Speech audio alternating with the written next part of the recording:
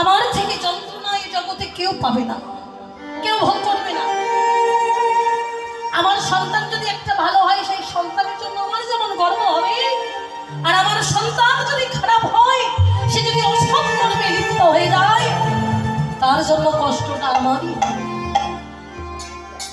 তাই তিনি জগৎ বিশ্ব ব্রহ্মাণ্ডের মালিক, সম্পূর্ণ ভগবান, সরৈশ্বর্যপূর্ণ ভগবান। আজকে সেই ভগবানের সন্তান আমরা সবাই। বলে ওরে, এই মানুষ হয়ে কেউ ভগবানের নাম করে, আবার কেউ নাস্তিক হয়ে পথে পথে ঘোরে। ওরে দুর্ভাগা,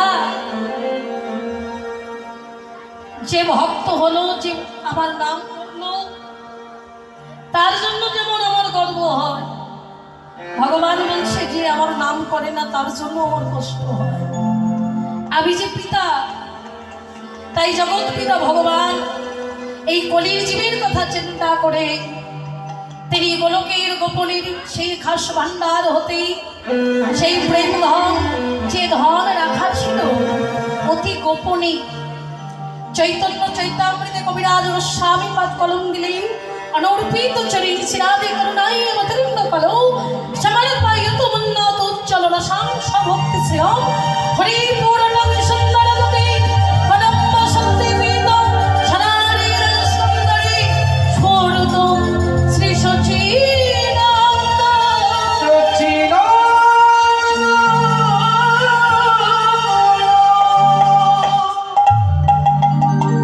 সেই অনর্পিত ধন